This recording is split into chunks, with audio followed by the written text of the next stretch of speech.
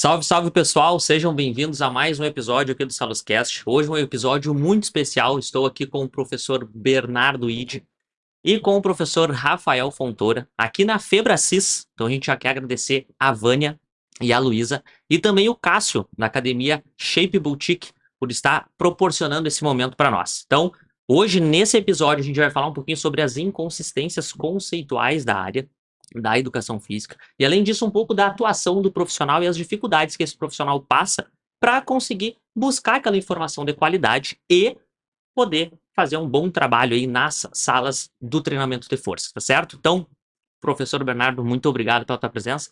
Rafael aí também como co-host, muito obrigado pela tua presença. Valeu. Se apresenta para o pessoal, se é que precisa se apresentar. Depois passamos a bola pro Rafa. E a primeira coisa que a gente tem que abrir na conversa é justamente sobre essas inconsistências conceituais e como que a gente pode fazer para driblar isso aí. Legal, obrigado pelo convite, obrigado, Rafael, né, pela toda a organização aqui. Né, meu nome é Bernardo, eu trabalho aí com treinamento esportivo, né, com a pesquisa na área de ciências do esporte, vamos dizer assim, há bastante tempo. Entrei na educação física em 97 e desde 99 comecei a trabalhar na iniciação científica e depois, paralelamente com isso, também fiz parte da preparação física aí de vários atletas e depois eu entrei na vida acadêmica, né? Hoje eu trabalho basicamente com pesquisa na área aí de ciências do esporte, mais no tocante a algumas análises aí mecânicas e fisiológicas. Dei aula durante 13 anos no curso de especialização, né, lá da Unicamp, de Bioquímica, Fisiologia e Treinamento. Acho que é isso, né? Acho que mais acrescentar o que a gente tenha trazer do que o que a gente fez, né? Perfeito. Então vamos lá, meu nome é Rafael Gomes da Fontoura, sou profissional de educação física, fisioterapeuta, grande amigo de longa data do Henrique, meu parceiro aí de longo tempo. A gente vem trabalhando aí há bastante tempo com a parte de monitoramento de carga e a parte da preparação física aí com atletas de jiu-jitsu, tentando educar aí o pessoal a entender um pouco mais sobre essa dose ideal aí de treinamento que a gente fala que é tão importante a dar para as pessoas, né? Então tentar achar essa dose desse remédio aí tão importante que é o treinamento físico. Perfeito. Professor, pra gente começar assim, aonde tu acha que a gente se perdeu no caminho para que a gente se atrapalhe na hora dos conceitos? Entender os conceitos para conseguir aplicar os conceitos e não ao contrário. Não, ao contrário. É legal, bela pergunta, viu, Henrico? Inclusive, assim, na área de educação física, a gente tem várias publicações, né, que hoje em dia, assim, esporadicamente elas são realizadas para tentar normalizar esses conceitos, né? Uma das últimas foi agora do grupo do Bishop lá na Austrália, tentando normalizar, por incrível que pareça, olha que interessante, né? Um conceito que a gente usa há 1000 anos aí na área de educação física, eles foram fazer agora um consenso internacional, Colégio Americano e Europeu, sobre o que é intensidade de treino, cara. Ou seja, uma coisa que a gente já usa há 1000 anos, agora, né, tô falando de 2024, isso é bastante assustador, né, a gente vai fazer um consenso falando sobre o que é intensidade, né, e por incrível que pareça, eu achei engraçado esse trabalho, eu li assim que ele foi publicado lá, mas por alguma razão que eu não sei ainda, ele foi despublicado, né, o editor-chefe resolveu retirar o trabalho, ainda não foi colocado do porquê que efetivamente ele foi retirado. Eu tenho algumas hipóteses, porque eu acabei lendo antes, eu dei sorte, eu baixei lá antes de eles retirarem, então, tipo, eu tenho a versão que eles retiraram lá, né, tipo, igual aquelas mensagens que você apaga no WhatsApp, né, eu vi antes, eu tenho algumas hipóteses, né, mas assim, eu acho que a gente acabou se perdendo um pouco na área de educação física. Eu classifico em algumas áreas, né? Por exemplo, alguns conceitos, vamos dizer assim, na parte biológica. A gente tem alguns equívocos conceituais na parte de bioquímica. Depois a gente tem alguns equívocos conceituais na parte aí de mecânica. Eu acho que a gente acabou se perdendo porque a educação física, ela quis criar alguns conceitos sem antes olhar o que já tinha na física clássica, na mecânica, na química, né? Essas bagunças, vamos dizer assim, conceituais, elas já atingiram, por exemplo, a química, a física há muito tempo. Só que eles resolveram esses problemas, né? Então chegou lá na física e na química, vamos criar o Sistema Internacional de Unidades. Tá tudo bagunçado isso daqui, ó. A partir de agora, 1970, o Sistema Internacional de Unidades é esse. Você quer fazer alguma negociação internacional, ó, vamos usar Sistema Internacional de Unidades, ó, é massa, é quilograma, velocidade é metros por segundo, não vamos misturar essas coisas, porque senão pode acontecer algum incidente de eu te vender uma quantidade de, sei lá, de petróleo, né, você considerar que era litros, eu te vendi em gallons. Sim, mas é isso. Então isso é um erro de unidade de medida. Só que na área de educação física, o que acaba acontecendo, né, vamos pegar que é o conceito de intensidade. Vamos supor que a gente está conversando aqui de intensidade do exercício. E aí o Rafa me fala assim, ó, tô trabalhando com os atletas essa semana e na sala, no treinamento de força, a gente trabalhou com treinos mais intensos, mas menos volumosos. Se eu tenho um conceito de que intensidade, para mim, vamos dizer assim, foi medida através de uma percepção de esforço do atleta, né? E ele, por exemplo, tem um conceito de que intensidade é a quantidade de carga que foi colocado no exercício, eu não consigo entender o que ele me falou e eu tenho uma absorção errada e posso fazer uma aplicação errada do que ele me falou. Então isso é complicado em termos assim conceituais, né? Esses dias também, não, faz umas semanas, né, saiu um trabalho, né, eu falei pessoalmente até com o autor do trabalho, que foi o Eduardo de Souza, que eles publicaram lá que, assim, ó, nós fizemos uma intervenção onde um grupo aumentou o volume de treino em 30%, o outro grupo aumentou o volume de treino em 60% e o outro grupo manteve um volume constante, né? Só que o que eles consideraram volume? Era o número de séries, né? Então, assim, para mim até ficaria um pouco mais claro se ele tivesse falado assim, ó, a gente manteve o número de séries desse grupo, ele chegou fazendo 4 séries, ele manteve ao longo de X semanas, esse grupo a gente aumentou 30%, esse grupo aumentou 60%. Por que eu uso para mim da palavra volume gerou meio que uma confusão? Porque depois eles fizeram uma análise de uma métrica que chama volume de carga. E o volume de carga aumentou para os 3 grupos. Ou seja, qual que é o grupo que manteve o volume aqui? Nenhum. Sim. Entendeu? E eu até, pô, não tinha mais o que fazer, coisa que quem tem que fazer. Nas férias, eu peguei o gráfico do trabalho deles, que tinha uma análise de todo o volume de carga, 3 coloridinho assim, né? Eu joguei num software que extrai os dados, né? Chama plot, digitalizador de plot, né? Plot digitalizer. E aí ele gera para mim quais são efetivamente os números, né? Os valores que estavam no gráfico, né? Eu peguei, fiz uma regressão linear dos 3 grupos, coisa que quem tem que fazer, cara.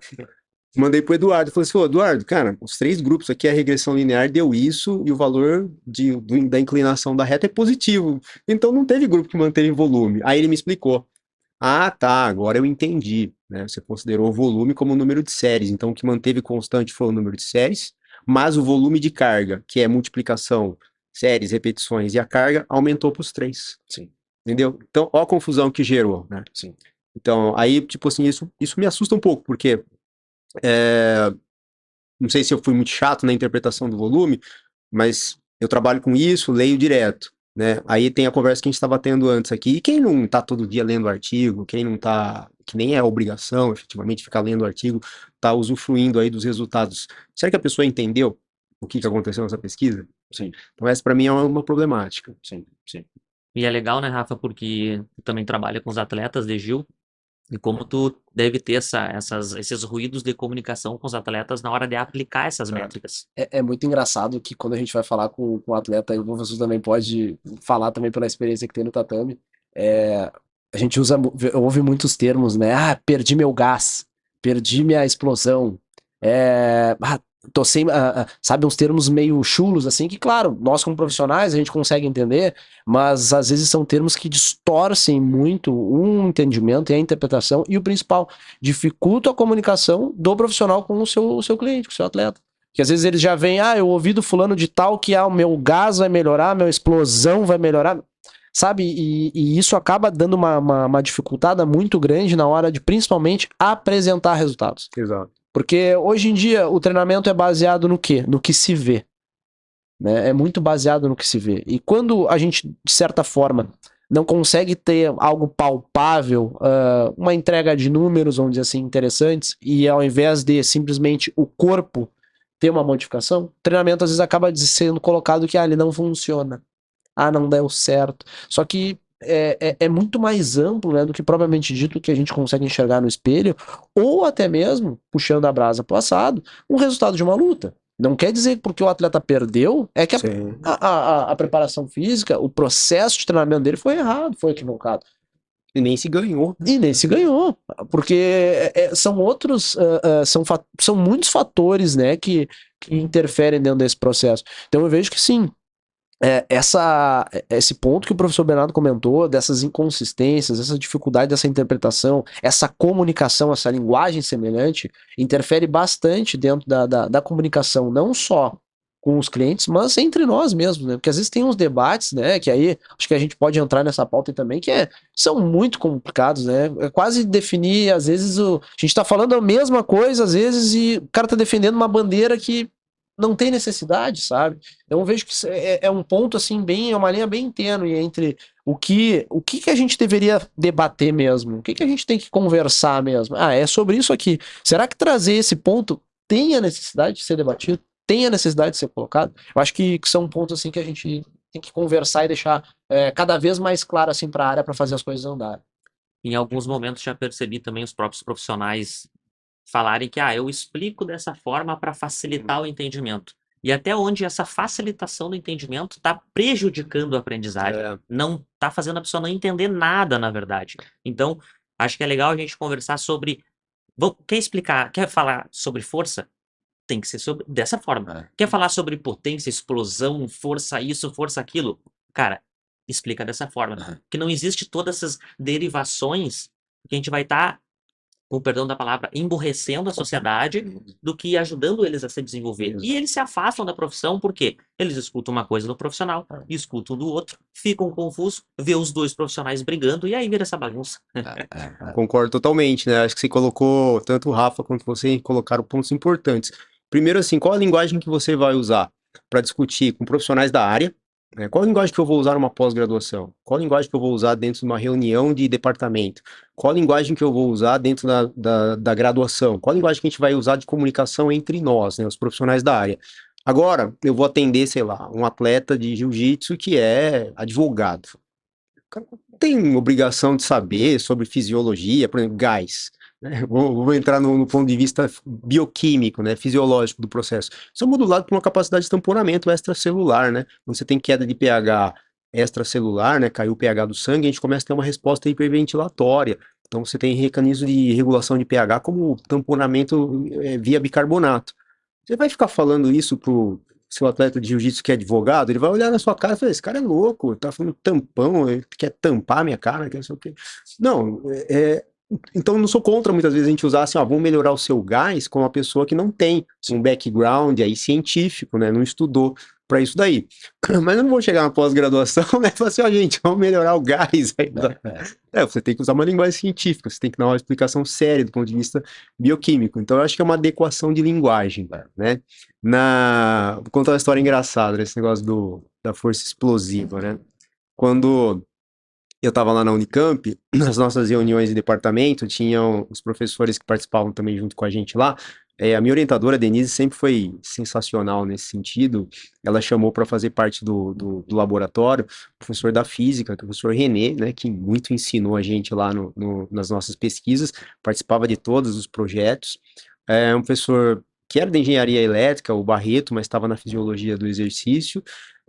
Enfim, os professores das exatas, né, eles participavam das reuniões, né, e eu lembro de umas reuniões que a gente fazia lá, que a gente pegava alguns artigos na área de educação física, né, e falava assim, treinamento aqui melhorou a força explosiva, e o professor da física, o René, falou assim, mas o que é isso aí? Né? O que é força explosiva? O que é força rápida?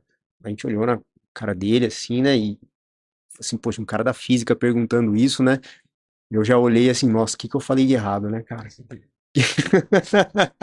Ele falou assim, e tem algum Newton que explode, né? Aí... O que explode é complicado, né? Ele falava isso, cara. E aí a gente falou assim, meu Deus, cara, o que eu falei de besteira, né? E aí a gente foi começar a ver efetivamente essas inconsistências que tem na área de educação física, por quê? Porque a gente não levou em consideração conceitos básicos de mecânica newtoniana. Né? E aí você vai ver lá qual que é o dado de força explosiva. O cara analisou uma curva força-tempo e analisou a taxa de desenvolvimento de força. Então por que não falou taxa de desenvolvimento de força, mostrou como foi feita a análise? né? Tem, ó, intervalos fixos, vai ver amanhã no curso, inclusive, vai ver lá, faz a derivada da curva força-tempo. Beleza, qualquer pessoa entenderia isso daí, né? Mas aí vem a parte, outra parte engraçada, né? A gente estava em umas disciplinas lá da pós-graduação, né? E também outros professores também apresentavam, isso aqui é força explosiva, força rápida, né? Aí a gente discutia, falei assim, não, mas mecanicamente esses conceitos estão errados, né? Eles não condizem, né? E aí a desculpa que davam era essa, eu falei assim, ó, esse conceito a gente usa para explicar para o atleta que não entende da parte mecânica, que não entende da parte fisiológica, que não vai entender essas análises que vocês estão fazendo com plataforma de força, com célula de carga. Legal, tudo bem, até justificou, né? Falou assim, ó, esse atleta ele é explosivo, esse atleta explode pra caramba, quer dizer, ele continua vivo, mas ele explode, ele faz movimentos explosivos. Quase uma bomba relógio. Você falou, tá, aquele cara ele é explosivo, ó, deixa eu ver o que tem embaixo do kimono, tudo bem. Mas a pessoa entendeu, né? O problema é você usar essa linguagem na aula do pós-graduação, né? Aí eu até olhei assim e falei, mas você tá usando esse termo força explosiva? Aí eu olhei pro lado assim, acho que todo mundo aqui ó, faz mestrado, faz doutorado na área, você pode ficar à vontade, usa o termo mais adequado, né? Eu falei, você tá chamando a gente de burro? Que você não tá entendendo esses conceitos, né? Então eu vejo que teve essa bagunça, cara. Porque quando a gente escreveu o nosso paper lá de força explosiva, um dos revisores falou isso pra gente, dos revisores do paper, falou assim, ó, esse termo que vocês estão criticando ou querendo falar que não condiz, ele pode ser usado, ele é usado na prática. Eu não sei, essa desculpa acho que o cara deu lá na aula da pós-graduação, ela é mundial, Sim, né? sim. Porque o revisor do paper escreveu pra gente, né? Aí, né, eu falei assim, putz, fiquei com uma pulga atrás da orelha, eu falei, quer dizer que a gente explicar alguns conceitos básicos de mecânica newtoniana, que assim, eu não considero difícil, né? Tipo, velocidade, posição, aceleração. Pô, você vê isso no dia a dia, você pisa no acelerador do carro, você muda a velocidade. Falei, quer dizer que isso é difícil, né? Deixa eu ver o que tem publicado nessa revista aqui. Aí eu fui lá na revista, peguei um paper de hipertrofia. Aí no paper de hipertrofia tinha lá, aumento na quantidade de ribossomos.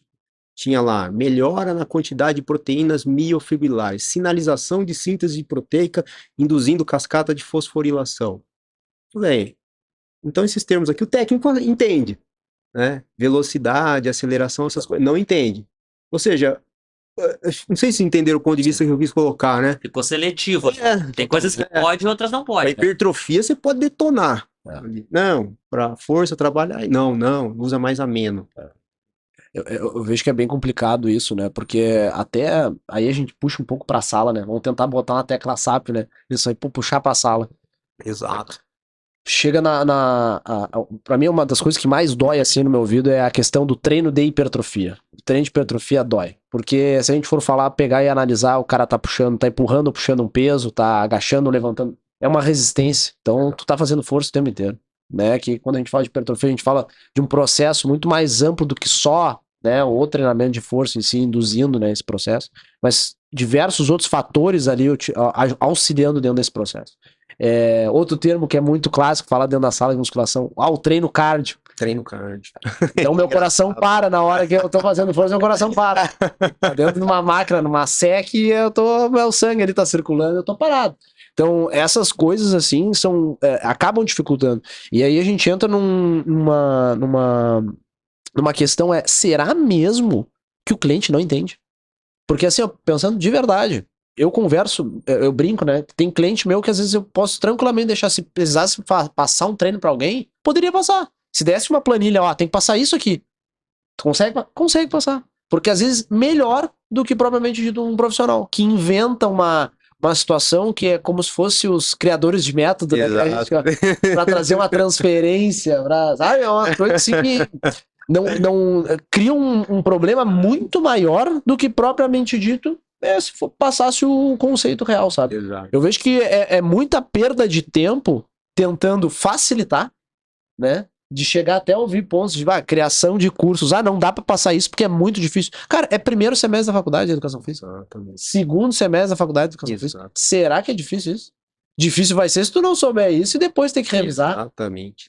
quando o cara já tá 7º, 8º semestre, o cara já é profissional de educação física, cara. Isso aí não... 6º semestre, né? Se a gente for parar pra analisar, já passou, entendeu? Eu fico pensando no nosso papel como professor, porque lá na minha cidade eu fiz uma avaliação num clube de futebol com os atletas sub-17 e depois que eu fiz as avaliações lá de força, eu levei para casa os dados, organizei numa apresentação para apresentar para a comissão técnica, lá para a diretoria e para os atletas. Foi legal demais. Aí, no momento que eu estava fazendo a avaliação não, que eu estava montando a apresentação, nisso passa uma pessoa atrás de mim e vê ali aqueles números e pergunta assim: ai, que é isso? Isso são os números e tal, que eu peguei da avaliação. Tá, mas tu vai apresentar para quem? Ah, pros atletas. Ah, mas eles não vão entender nada. E eu disse, bom, Tá aí o meu papel. se eles não entender nada, eu assumo a culpa. Porque se eles não entender, eu não soube explicar. Eu não soube ensinar. E a gente sempre vê isso, né? Então, qual é o nosso papel como profissional de querer simplificar porque a pessoa não vai entender? Se a pessoa não entende, é porque eu sou incompetente na hora do ensino. Legal né? demais. E não a pessoa que é incompetente não saber. É o meu papel ensinar ela, né? Pô, foi sensacional o que você fez, cara. Porque você falou assim, ó, eu vou elevar o nível dessa pessoa. Se ela não sabe, vamos cumprir o nosso papel de professor, vamos ensinar. E não tentar adaptar aquilo que ela talvez não sabe. Ela não vai aprender nunca. E eu vejo que é uma área, a educação física atualmente, e principalmente a área de treinamento em geral, tá, depois do boom que deu, da retomada do fisiculturismo mundialmente, aqui no Brasil cresceu bastante, a simplificação sobre algumas situações é muito complicado. Antes a gente tinha aquela dificuldade ali na entrada dos anos 90, 80, 90, que deu aquele boom do fisiculturismo, e o treinamento aqui também era muito pouco difundido da maneira que deveria ser, como a gente está falando de esportes, por exemplo. Que aí seguia muito aquela questão mecanicista, muito ligada mais ao bodybuilding, que propriamente dito uma análise individual e técnica em relação ao esporte. Hoje, a gente retoma isso novamente, eu vejo. Porque, de novo, as pessoas estão sendo comparadas como se fossem atletas de fisiculturismo. Não avaliadas propriamente dito com a necessidade real que ela tem. O que essa pessoa precisa melhorar? Ah, isso, isso e isso. Tá, mas por quê? O que foi qual foi a pauta? O que gerou isso? Ah, foi uma avaliação. Qual avaliação? Qual é o motivo de se fazer isso? Hoje, tu chegar com uma avaliação, chegar com um scout, chegar com números, tu é taxado de maluco, né? Como é que tu vende isso? Aí não vende. Isso aí não tem como vender. Cara, vende. Claro que vende. Mas a questão é justamente continuar batendo nessa tecla. Eu vejo que a gente tá. Parece que a gente tá se atrasando, né, novamente na área, em função de uma demanda muito grande das redes sociais entrando, que aí é difícil dizer isso, mas acaba dando voz para pessoas não capacitadas da área, que tem às vezes tem um pouco mais de cara de pau, sabe fazer um bom posicionamento, redigir um bom texto, uma boa chamada, mudanças de nomenclaturas que fiquem mais atrativas. Chama atenção, né? Chama atenção. Estava debatendo com o professor ontem, até quando chegou em Porto Alegre, de chegar ao ponto de, será que vale a pena colocar o nome de curso de treinamento de força e potência? Será que vale a pena? Será que não vale a pena mudar porque vende mais? Então a gente vive atualmente numa situação dessas, tendo que se moldar, né, dentro de uma realidade que não está nada a fim de fazer uma mudança como essa. Nada a fim de pegar o aluno, pegar o cliente, ou pegar os alunos mesmo da faculdade, ou pegar os profissionais mesmo dessa faculdade. Cara, vamos debater de forma igualitária, todo mundo falando conceitualmente da mesma forma, ao invés de a gente ficar levantando bandeiras ou coisas diferentes como se fosse totalmente diferente do que a gente faz. Porque não é. A gente fala de diferentes magnitudes, né? A gente fala de diferentes proporções que um fisiculturista faz do que uma senhora faz, do que um atleta de futebol, de jiu-jitsu, mas todo mundo treina força. Todo mundo tá treinando força igual, entende? A gente só tá falando de magnitudes e proporções diferentes. E aí que fica a grande questão, né? Como é que a gente consegue trazer esses pontos, professor, de uma maneira que fique plausível, onde a gente não seja aquele cara, que nem eu já ouvi uma vez, tu tá querendo discutir o sexo dos anjos. Não é, cara, é uma coisa que é isso, entendeu? Não tem como mudar, a gente não tá fazendo nada diferente, são magnitudes diferentes. Magnitude diferente. Como é que a gente como é que a gente consegue quebrar essa barreira, romper essa bolha, assim, basicamente? Mas vocês colocaram várias coisas legais. A primeira foi fui gravando, assim. A primeira foi da hipertrofia, né? Assim, ó, pô, parece que tudo hoje é hipertrofia, quando na verdade é uma adaptação morfológica ao que você faz de treinamento de força. Vai acontecer. Vai acontecer. Naturalmente. Dependendo do nível de treino, até treino aeróbio, endurance, assim, ciclismo, inclusive a pessoa tem hipertrofia, tem revisões sobre isso daí. Na Exercise Sport Science Review, tem um paper que eu coloco que chama Aerobic Exercise Induz Hipertrofia. Treinamento aeróbico induz hipertrofia. E os caras mostraram, né? Ainda mais se pegar uma técnica mais invasiva igual biópsia, que vai mostrar lá em micrometros quadrados, vai ter hipertrofia. Então acho que esse é um ponto que é legal que você levantou. O outro ponto que eu gravei aqui que vocês estavam discutindo foi assim, será que realmente as pessoas não estão entendendo o que você está colocando ou você está subestimando a capacidade das pessoas, né, do advogado entender os conceitos que você está colocando, sei lá. Eu atendo algumas pessoas, por exemplo, médico.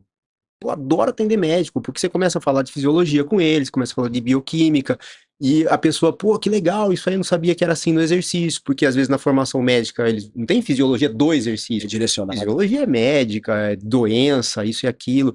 Então ele começa a ver uma transposição daquilo pro exercício, pô, é legal pra caramba atender esse público. Engenheiro, pô, tendo vários amigos meus que é engenheiro mecânico, os caras, pô, que legal isso aí na academia, quer dizer que é o trabalho, então? Eu falei, é o trabalho que você tá fazendo ali, puta, é verdade, ó, pô, tem um resultante vetorial ali no agachamento, nunca tinha pensado nisso, papá. Eles, cara, adoram. Ou seja, aí entra na questão, né, será que você tá simplificando uma linguagem para um público que você não precisaria simplificar essa linguagem? E talvez se você adotasse uma linguagem mais avançada, você não ganharia mais credibilidade desse público, né? Outro dia tem um amigo meu que tem um estúdio personal lá em Taubaté, Rodrigo. E ele contou uma história que eu achei engraçado pra caramba, sempre uso em curso. Ele fez aula de pós-graduação, né, tal, e aí tinha um estúdio lá de personal, ele colocava as periodizações dos alunos ali, né, e ele colocou lá, hoje a gente tá fazendo para tal aluno periodização linear, né, escreveu ali, né. E aí tem um aluno dele de personal que faz doutorado em matemática. Lá vem bomba.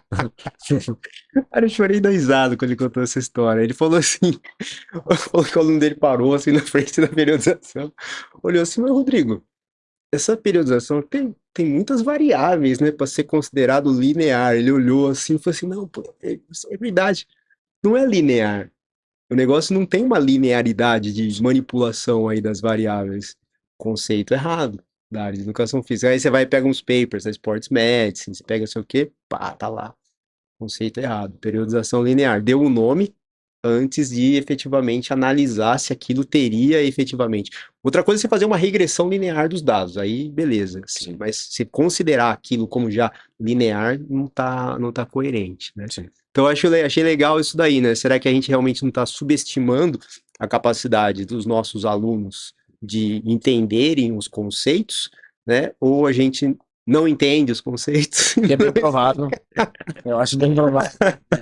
Professor, agora quando tu trouxe essa questão da adaptação em relação à periodização, se a gente pudesse pegar as adaptações dos alunos, colocar isso numa tabela, enfim, para analisar, a gente poderia dizer que ele teve uma resposta, então, linear ao estímulo? Se tu viu que ele foi melhorando e não tu construiu uma periodização linear, sabendo que existem inúmeras variáveis, mas ele teve uma resposta linear. Então, ao longo das semanas, ao longo dos meses, tu viu que ele foi melhorando. Resposta linear. Sim. Mas não necessariamente construiu uma periodização, seja linear, ondulatória, enfim. Isso aí é outra coisa, é você pegar os dados e fazer uma regressão linear. Tipo, eu faço isso, às vezes, a maioria das pessoas que eu atendo que não são atletas, busca a parte estética, né? É a massa muscular e reduzir percentual de gordura. Pega o percentual de gordura, ele não tem uma resposta linear, ele é biexponencial. Perfeito. Se a pessoa segue uma dietinha legal, começa a fazer um treino, no começo ela perde bastante, depois você começa a ter uma atenuação disso daí. Então isso é um comportamento mais biexponencial, efetivamente, né? E tem vários outros fatores que acabam influenciando. Então aí entra no que você colocou. A gente não preconizou que o processo seria linear. Você fez uma regressão, analisou os dados. Eu acho muito importante isso aí. Eu sempre preconizo para os alunos mostrarem comportamento de dados. Porque às vezes de uma avaliação para outra, a pessoa tem variações. Mas quando você analisa o conjunto das avaliações, você pega uma regressão linear lá que tem, por exemplo, coeficiente de inclinação, né? O percentual de gordura do pessoal que pelo menos eu acompanho sempre é negativo. Ou seja, eu sempre mostro para ele, ó, independentemente de você ter tido algumas oscilações aí ao longo das avaliações que a gente está vendo, o programa está fazendo efeito. Porque o coeficiente de inclinação para sua perda de gordura é negativo. Aí a pessoa, pô, é verdade, né? Eu tenho que me engajar no planejamento, não ficar às vezes me preocupando com resultados esporádicos, final de ano, engordei e tal, tal, tal, tal. Mas no final aqui, ó, foi negativo. É sensacional. O ganho de massa muscular é a mesma coisa, porque aí vai ser positivo, né? Aí você começa a ver que não é tão positivo porque é muito mais difícil você sintetizar proteína do que efetivamente você perder gordura. Sim. Então acho que aí entra a parte da análise dos dados. O pessoal que, pelo menos que eu atendo, consultório assim, gostam bastante dessa parte de análise de dados, porque vê que você está cuidando bem dele e tem o histórico ali, efetivamente, das respostas que você monitorou. Sim, sim. Não sei, uma reflexão agora que a gente pode trazer o quanto as pessoas, talvez até pelo crescimento do fisiculturismo, dá o valor para a educação física somente de forma quantitativa e não de forma qualitativa, ou seja, só vai pensar no quanto ganhou de músculo, mas não vai pensar nas adaptações neuromusculares, não vai pensar nas adaptações que teve para melhorar a sua capacidade cardiorrespiratória, ou VO2, mas o quanto a nossa profissão ela está muito agarrada nessa questão quantitativa. Aumentou bíceps, aumentou quadríceps. Então, como que eu acredito que esse é o papel também do professor da educação física, de começar a mostrar que a educação física é muito mais do que somente essa questão quantitativa, daquele número final, pensando só no músculo, pensando só no quanto que baixou do percentual e pensando nas questões bioquímicas que vai prolongar a saúde da pessoa, né? Eu acho isso importante. Não sei como é que o Rafa acaba entrando no conceito que a gente estava discutindo aí um pouco no tatame, né, de monitoramento do treino, né?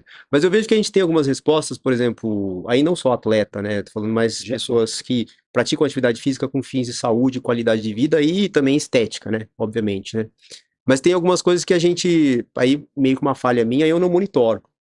Por exemplo, eu atendo um colega que começou a praticar treinamento de força, tal, tal, tal, mais velho, tal, né? Jogava basquete.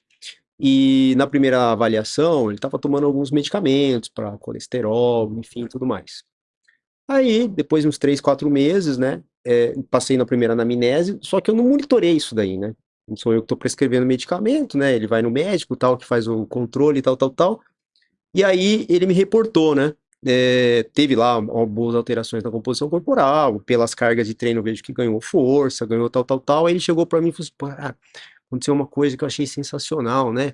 E certamente é do programa de treino que você me prescreveu, é da dieta, ele foi no nutricionista que eu indiquei. Falei assim, cara, não tô mais tomando remédio para colesterol, zerou aqui meu remédio, tô contente pra caramba. Pô, assim, alterações na composição corporal, né? Até zoando ele, que é amigo meu, não teve tanto. Não teve tanto, assim, dá um relaxo, bebe, tal, tal, tal. Mas ele ficou super contente só pelo fato de parar de tomar remédio. Sim. Né? Ou seja, a gente está monitorando isso? A gente enfatiza isso para os nossos clientes? Né? Ou é só se fazer exercício XYZ, hipertrofia a porção, Sim. sabe? Então, acho que tem pesos e medidas, né, no negócio, né? Eu conversando com o professor Bernardo no carro, eu brinquei com ele que eu aprendi a estudar com 26 anos, né? Aí ele falou, cara, tu tá novo ainda, mas é que a questão é a forma do nosso sistema educacional, pelo tempo que o cara já tá em função de escola, colégio, enfim, ensino médio, faculdade, a segunda faculdade, pós-graduação, tu chegar e falar, eu aprendi a estudar com 26 anos, é meio impactante, né? Mas por que eu digo isso? Porque a própria forma e a visualização que eu enxergava meu trabalho antes e enxergo agora, e cai muito bem isso que o professor Bernardo comentou, é fascinante.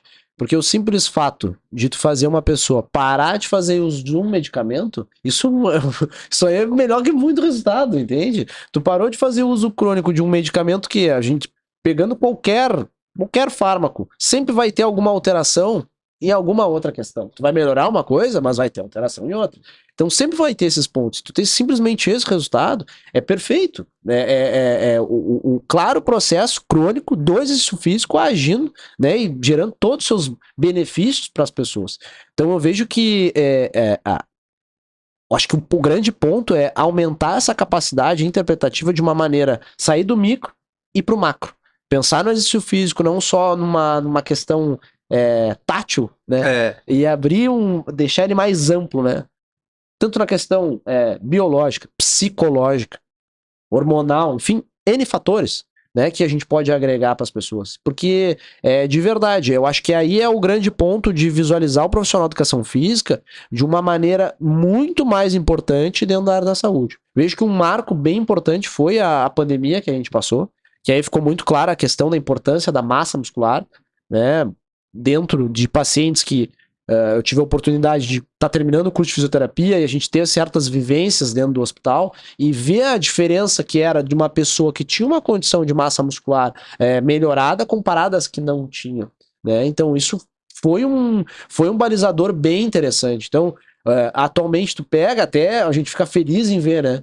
Vai final de semana, a orla ali do Guaíba, aqui em Porto Alegre, lotado de gente se exercitando, fazendo exercício físico, correndo, enfim, N situações. Isso a pandemia nos trouxe de uma maneira muito interessante. Mas eu acho que cada vez mais a gente tem que abrir mais esse visual que se tem do exercício físico para não ficar uma coisa muito, me olhei no espelho, estou melhor. O meu shape mudou. Só tem resultado quando tem alteração na composição. Nenhum outro resultado nada. Resultado. Perfeito, porque assim, é complexo. Que aí entra de novo naquele assunto que a gente começou, né? Do fazer a pessoa entender que no primeiro momento não teve mudança visual, mas entretanto, né? Porém, nós tivemos uma melhora. Né? Como tu comentasse ali o teu cliente com medicamento, eu vejo que a capacidade de ter formas de entrega facilita bastante. Eu digo que para mim, de verdade, foi um grande marco. Né? Até a gente estava comentando no treino sobre a utilização da escala, o Wellbeing Scale, né? A escala de bem-estar. Né? Porque, de certa forma, tu está educando o teu cliente a entender que ele tem que respeitar o processo dele. Dentro da tua rotina está adequada? Teu sono está adequado? Teu nível de estresse, relação, produção, né, trabalho e rotina, como é que tá isso aí?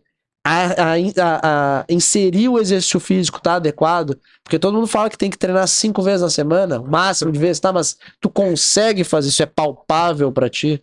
Porque hoje a gente já tem guidelines falando que se a gente treinar meia hora, 40 minutos, né, se a gente tiver uma certa minutagem, já vai fazer diferença comparado ao que não tinha nada, né?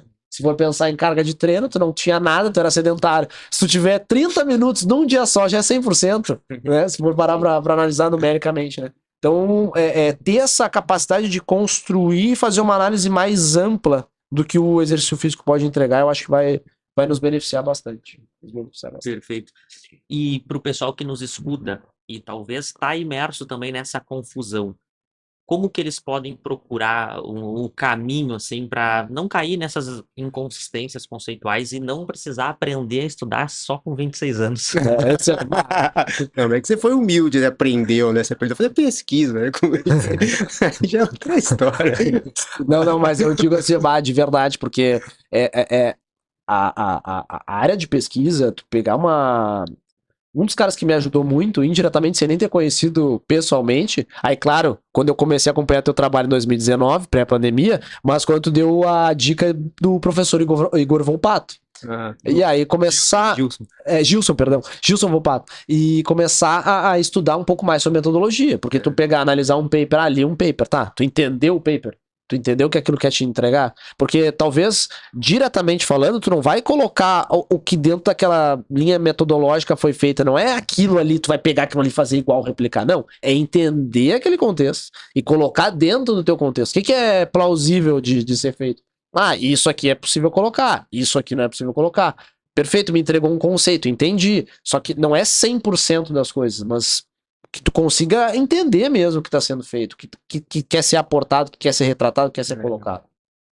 Eu acho que eu lembrei de, sei lá, tem mais uma história só para contar para duas, né?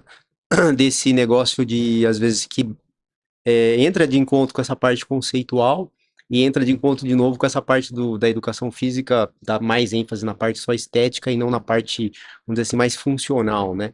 Tem um amigo meu que trabalha, né, o Paulo, faixa preta também de jiu-jitsu, ele trabalha lá em Campinas com estudo de personal e atende algumas pessoas idosas.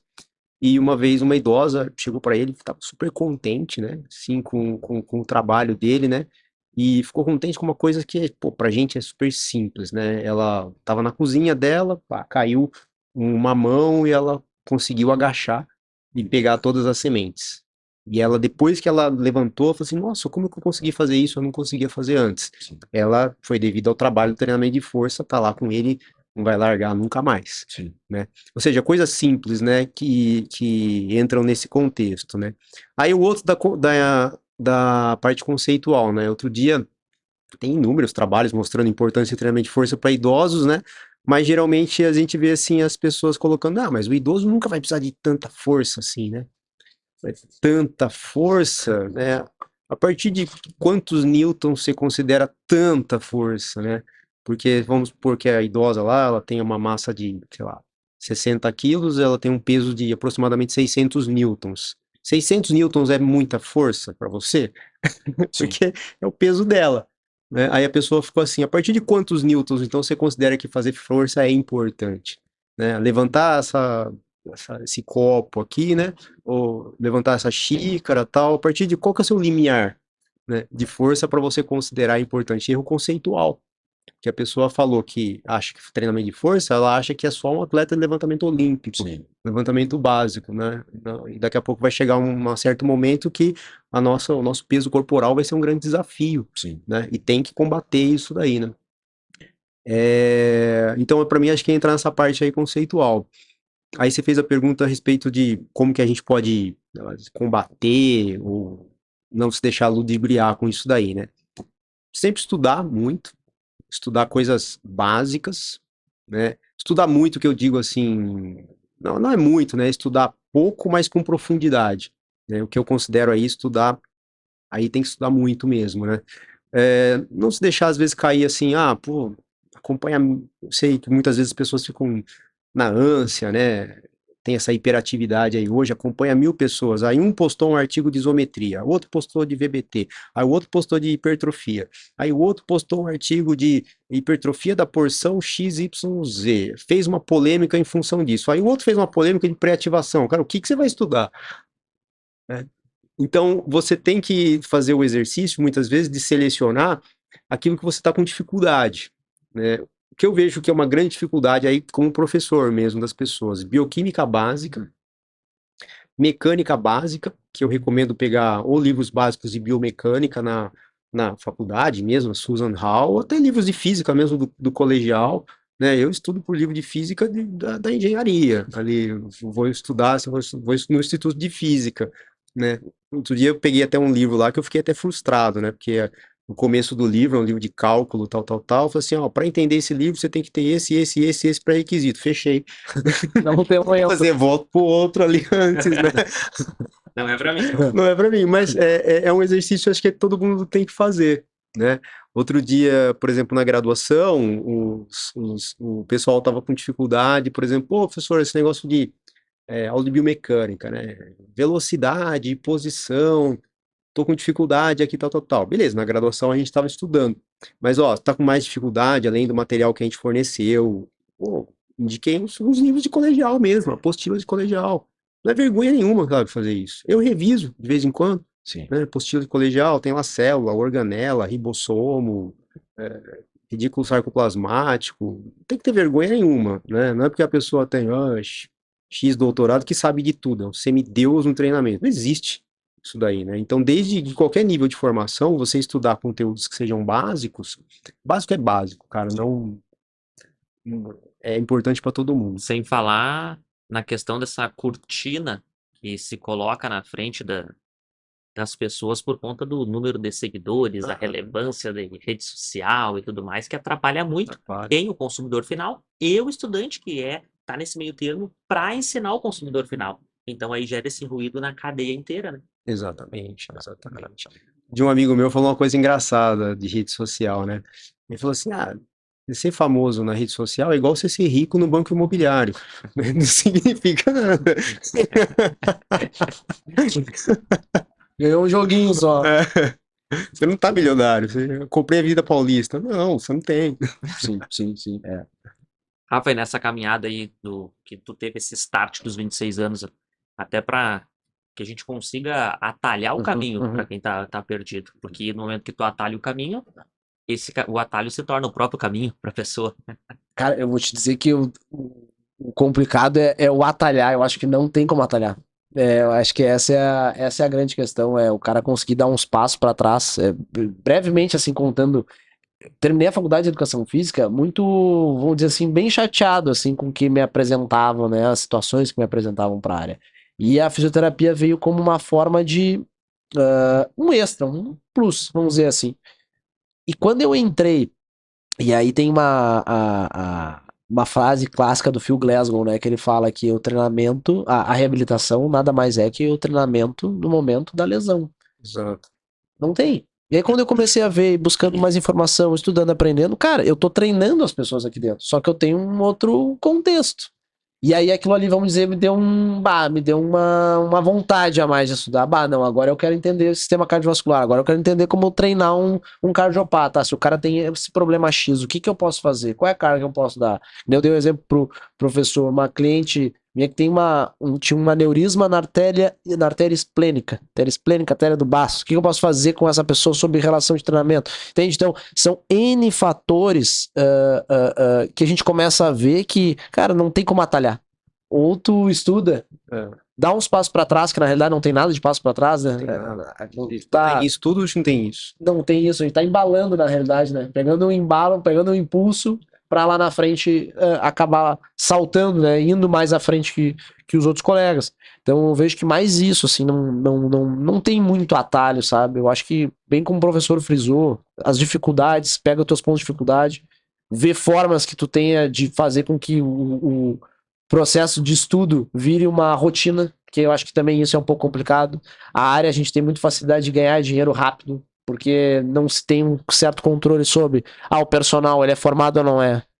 Aí às vezes ele tecnicamente ele é muito bom, ele consegue se vender muito bem, é um cara estudioso, só que acaba não sendo formado. Esse cara já começa a ganhar dinheiro rápido. Aí tu vai falar pra esse cara, termina a tua faculdade, termina, pra tu conseguir te regularizar. Só que aí daqui a pouco o cara tem que pagar um aluguel, isso, aquilo, é muito complexo, né? A área em si, ela é muito dificultosa em relação a essa situação. Mas eu vejo que, cara, não tem atalho. Não tem, assim, muito atalho, não. É estudar mesmo, não tem como fugir, assim, muito disso. E aquela história, sempre tem que estar de peito aberto para ouvir pessoas que talvez sejam melhores que tu nas outras áreas. Buscar informação, não adianta, não é feio perguntar. Né? Eu vou dizer, uma das coisas que eu mais aprendi é que perguntar é o natural, entendeu? Tá com dúvida, pergunta. Não fica com vergonha de falar, de questionar, no caso, né? Porque eu acho que é assim que o cara consegue crescer. E a gente precisa disso atualmente, né? A gente precisa bastante disso porque essa entrega de informação muito acelerada que a internet tem acaba complicando muito o que é realmente, né, certo, né? Que na realidade é muito mais simples do que a gente imagina. Como a gente comentou, começa lá no primeiro segundo semestre. O que tem de tão difícil em trazer isso pro professor que já está numa pós-graduação? Por que a gente vai simplificar um conceito para um cara na pós-graduação se ele já teve isso aqui lá no primeiro, segundo semestre? Vamos lá, ele não prestou atenção? Era muito novo daqui a pouco para entender aquilo. Enfim, fica esses questionamentos, mas eu vejo que não tem atalho. Não tem mesmo. Não tem. Mas acho que uma, sei lá, dica talvez que a gente possa dar pro pessoal, é assim, perfis, vamos dizer assim, sérios, eles acabam indicando alguns estudos, né? Não necessariamente dissecando todo o estudo. Se alguém vai fazer essa gentileza, também tudo bem, né? Sim. Mas é o conselho que eu sempre dou pros alunos, ó, citou um estudo, vê se você consegue baixar. Pô, hoje todo mundo, pô, celular é um negócio, assim, surreal, cara. Você tem o conhecimento da humanidade na palma da mão. É surreal isso daí, né? Então, vê se você consegue baixar. Se for do seu interesse, dá uma lida. Mas tá em inglês, professor. Pô, tem 300 mil ferramentas de tradução hoje. ChatGPT, Inteligência artificial, né? Então, assim, tem muitas facilidades hoje para a gente conseguir estudar. Na época Na minha época também já tinha facilidades, né? Porque já tinha internet e tal, tudo mais, mas tinha que ficar imprimindo artigo para ficar lendo. Os professores lá da engenharia, eles contam uma história. Eu já nem conto mais isso aí na graduação, aqui a gente vou falar. Assim, como que na época deles eles faziam para ler um artigo que hoje pipoca para você, você clica num link, tá na sua cara. Aquele artigo que você pode ler, às vezes nem foi publicado ainda, tá no proof e a head of print você já lê. Uma pesquisa que fizeram lá na Finlândia, tá aqui, na nossa mão, aqui em Porto Alegre. Na época dele, o que ele tinha que fazer? Ele ia lá no sistema de bibliotecas, né? Esse professor que eu tô falando, ele contou essa história, estudou em Ribeirão Preto, lá em São Paulo. Ele chegava lá no sistema de bibliotecas, olhava assim, ó, saiu a edição tal da revista que eu preciso ler esse artigo aqui pro meu doutorado. Aonde que tá essa edição da revista? Ih, tá lá na Bireme, que é em São Paulo. E ele tava em Ribeirão Preto. Aí ele pegava um ônibus. É, de Ribeirão Preto para São Paulo, e ele, não sei se aí não sei se ele já aumentou a história, falou assim, muitas vezes eu chegava lá, fechado. Tinha que arrumar um lugar para dormir lá em São Paulo, para dormir. No dia seguinte, abria lá a biblioteca, a gente ia lá, xerocava um artigo. Sim. Um artigo. Sim. E hoje a gente tem essa facilidade que é surreal. E as pessoas não aproveitam, cara. Hoje até o contato, né, professor? Por exemplo, eu entrei em contato contigo simplesmente mandando uma mensagem pelo Instagram, entende? Se tu quiser, hoje saiu um paper muito interessante de um rapaz, é mestrado, ele tem mestrado e é nutricionista, falando sobre novas formas de avaliação do VO2 no tatame. Foi isso, legal, entende? caramba. Mandei mensagem pro cara, tu que? Legal e tal, o cara ficou super feliz, já me mandou o paper, entende? Então, é muito fácil. É muito fácil. É muito fácil. Entendeu? Aí é aquela história, né? Quem quer, né? Eu acho que, né? Eu acho que fica nessa deixa aí, né, pro pessoal, né? Henrique, eu queria te fazer um convite pra gente puxar até trazer um pouquinho mais essa questão que a gente trouxe brevemente, assim, mas a questão da forma de se vender, né? Os conceitos de treinamento na forma de se vender. Treinamento disso, sistemas de treinamento funcional, sistemas complexos. Professor, o que que tu, como professor, né, que tem um ponto bem importante que é o ensinar, né, trazer mais conhecimento para aquele profissional. Como é que tu enxerga a necessidade do marketing, a venda, muito acima da questão conceitual, muito acima da questão real do que tem que ser entendido e interpretado, né? Eu acho isso perigoso, acho que acaba entrando naquela discussão que a gente estava tendo, do que a gente entrega para os nossos alunos, a pessoa que é leiga, né, na área, e o que a gente vai discutir entre nós. Eu acho que a gente acabou se perdendo nesse contexto, né? Por exemplo, vamos entrar no tema do curso de amanhã. A gente vai estar estudando força, velocidade, aceleração, trabalho, potência, impulso, taxa de desenvolvimento de força, variação no momento, para você desenvolver esses aspectos funcionais do sistema neuromuscular, mais a força e a velocidade. A gente tem alguns estudos prévios que analisam lá a hiperbólica de Rio, trabalha com força, trabalha com velocidade. Então você implementa para o seu atleta diferentes métodos que acabam, ou exercícios que têm como propriedade melhorar a capacidade de produção de força ou a velocidade de contração em diferentes períodos do planejamento, e isso de acordo com resultados individuais de avaliações, como de força máxima, desempenho em saltos verticais, consumo máximo de oxigênio, velocidades e limiares metabólicos, né? Se você falar para o seu aluno leigo, tudo isso que eu acabei de falar, ou ele vai ficar com cara de paisagem para você, né? Ou também pode ser que ele se interesse pra caramba, ele quer estudar, às vezes, educação física, quer estudar um pouco de exercício e tal, mas corre o risco dele não entender nada num primeiro momento, né? Depois, aos poucos, você vai fazendo o processo educacional, que a gente estava falando, né? Para fazer meio que essa transposição, eu vejo que as pessoas criaram na nossa área de educação física alguns termos que são mercadológicos.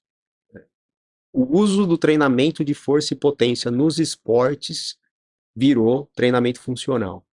Então, por exemplo, você pega lá até no próprio livro do Michael Boyle, ele confessa isso, né? Sim, no prefácio. Que a editora chamou ele para escrever um livro sobre treino funcional, ele nem sabia o que era isso, Ele confessou, tá no prefácio. E aí ele falou assim, pô, perguntei pra editora se eu só podia escrever aquilo que eu fazia com os meus atletas. Ou seja, aquele é um livro de treinamento e ponto final. Aí a editora mercadologicamente chamou aplicação de levantamento olímpico, exercício balístico, pliometria. Você pode ver que livro só tem isso, que é o que tem em qualquer livro de treinamento sério, de força e potência. Por que foi chamado de treino funcional? Para vender? Ou seja, aí as pessoas falam assim, ele reinventou a roda. Foi pior, ele renomeou a roda. Ele só deu outro nome. Sim. Aí outro dia um aluno meu de iniciação científica, ele falou assim, pô, Berna, sabe o que eu acho que esse cara fez? Esse cara, ele pegou, ele botou um pneu no porta-mala do carro dele e foi na Pirelli. Aí ele chegou na Pirelli e falou o seguinte, eu inventei uma coisa nova. Queria mostrar aqui para os engenheiros, e mostrou o pneu. Ele nem se ligou que ele foi de carro, que o carro dele já estava com os pneus, e ele tirou o pneu do lado do step, né, e mostrou para os engenheiros aquilo que ele inventou. Então, quando alguém vem falar para mim que está fazendo treinamento funcional com seus atletas, é esse cara que está mostrando, eu vejo que é esse cara que está mostrando o step, o pneu, para os engenheiros da Pirelli. Eu vou chegar para ele e falar assim, o que você está fazendo aqui? Dá uma olhada aqui na fábrica. É só isso que tem. Sim, sim. É. Sim. Só que eu vejo que tem algumas pessoas que olham a fábrica e não entendem ainda.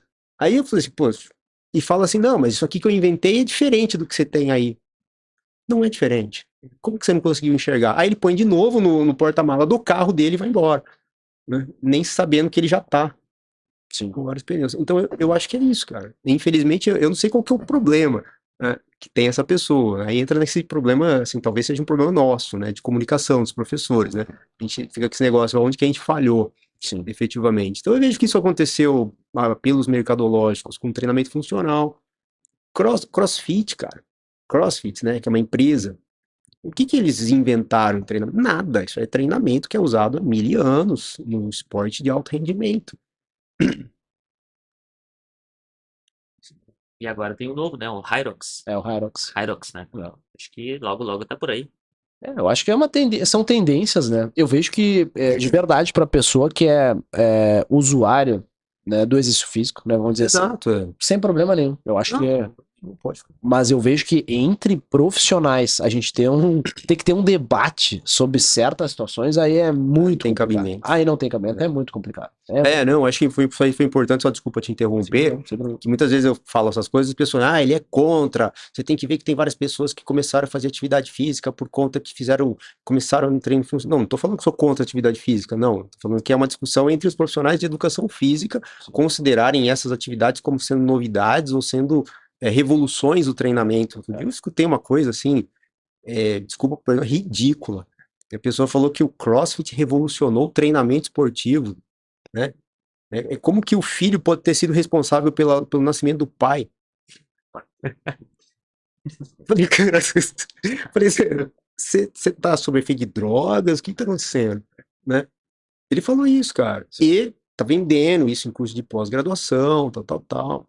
Isso é surreal, cara. Isso é surreal. Então, de novo, o que é isso para mim? É falta de conhecimento básico que não afeta só os alunos. Sim.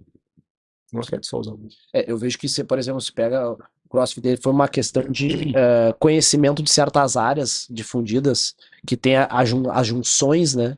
Levantamento olímpico, a ginástica, os movimentos ginásticos. Eu acho que essas coisas, assim, ajudaram para difundir mais entre as pessoas. Aí eu acho que é um ponto importante. Sim, é importante. Aí é importante. Mas dizer que evoluiu o treinamento, aí eu acho que já fica meio pesado, né? Já fica bem complicado, assim.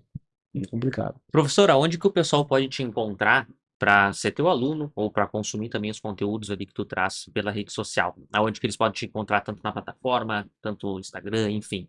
Legal, obrigado, viu? Obrigado, Henrico.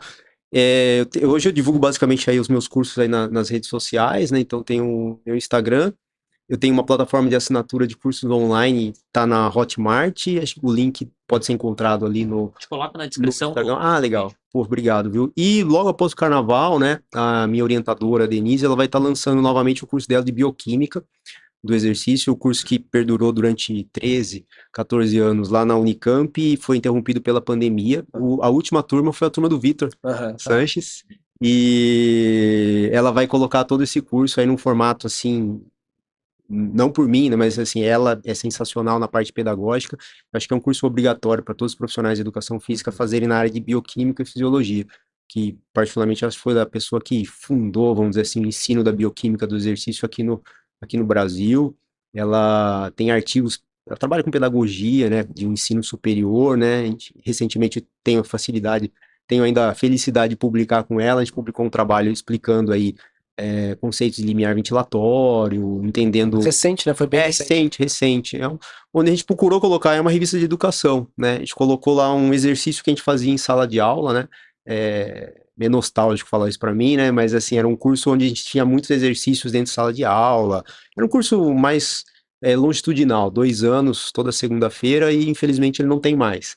Mas ela está tentando disponibilizar isso de forma online, né? Então, o curso dela eu considero assim importante para todos os profissionais de educação física entenderem o básico mesmo da bioquímica com a didática dela, que é sensacional. E a tua plataforma é assinatura mensal com aulas disponíveis, vai Sim. colocando aulas novas também. A minha é mais são aulas expositivas que eu acabo colocando lá. Também forneço alguns e-books para os alunos, links de artigos aí que são de livre acesso e algumas reuniões que eu faço aí de grupo de estudo frequentemente aí com o pessoal. Mas aí eu dividi didaticamente alguns módulos lá, né? Usei aí essa experiência que eu tive na pós-graduação durante muito tempo. Então, modéstia à parte, eu fiz uma sequência didática ali de assuntos ali, mas ela é mais passiva, né? Você assiste ali as aulas, tal, né? Quer dizer, se quem se deixar ser passivo, né? Mas pode pegar os artigos para ler, tal, tudo mais, e depois participar lá nos grupos de estudo. Perfeito. E tu, Rafa, onde é que o pessoal pode te encontrar? Cara, bota a descrição aí no Instagram. A gente tá começando aí com a empresa, com a ON. Eu acho que para mim tá sendo um momento muito legal esse final de semana, em função de ser o primeiro curso pela empresa, poder trazer o professor Bernardo para Porto Alegre, fazia tempo que ele não vinha. Então, eu sendo profissional da educação física, poder trazer um cara que eu acompanhei em 2019, passei basicamente sugando ele, né, vamos dizer assim, na pandemia, poder trazer para minha cidade, ter presencialmente agora tá aqui contigo aí fazendo esse episódio de podcast, para mim tá sendo muito gratificante, vamos dizer assim. Então, as redes sociais logo da ON aí eu já vou estar disponibilizando, tô organizando esse processo. E logo mais vão vir mais cursos, principalmente aí na área. Vou tentar trazer mais um aí do professor, eu vou instigar ele para vir de novo a Porto Alegre. Agradeço. E mais questões pessoais também, com monitoramento de carga, a gente vai estar voltando. Vou estar com um convidado meu agora, um grande amigo, o professor Wagner Zacani, que por muitos anos foi preparador físico da Seleção Brasileira de Judô, e trazendo produtos aí que eu acredito, né, que como a gente debateu aqui, são importantes de uma maneira séria, né, sem ter que trazer novos conceitos, né? São conceitos que todo mundo quem estuda aí tá sabendo como é, mas tentando trazer aí para toda a galera. Eu acho que o mais importante da conversa é a conversa que a gente construiu debatendo e não combatendo com agressões, falta de educação, que é o que ultimamente tem imperado muito aí na rede social.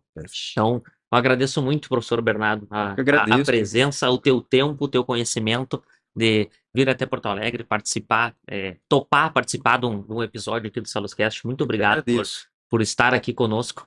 Rafael, muito obrigado mais uma vez pela oportunidade, abriu as portas, conseguiu viabilizar todo o processo para que a gente conseguisse fazer esse episódio. Então, espero que você de casa tenha entendido e aproveitado muito todo esse conhecimento que esses grandes profissionais trouxeram para nós e que a gente possa fazer num futuro não tão distante. Não pode. Não pode ser distante, não. Tem que dar sequência já. Agora tem que dar próximos episódios, outras formas de entregar conhecimento aí para as pessoas. Então, agradeço muito a presença de vocês. Obrigadão. Eu que agradeço. Obrigado, aprendi bastante. Pessoal, para você que ficou até o final aí do episódio, por gentileza, deixa teu like, se inscreve aqui no canal e compartilha esse conteúdo com mais pessoas, porque é dessa forma que a plataforma do YouTube consegue entender que esse conteúdo é relevante e entrega esse conteúdo para outras pessoas que também precisam entender melhor essas questões conceituais. Então, deixa teu like, se inscreve no canal e compartilha esse conteúdo com mais pessoas. Além disso, em algum lugar dessa tela, durante todo o episódio, tem um QR Code. E nesse QR Code estão os nossos patrocinadores.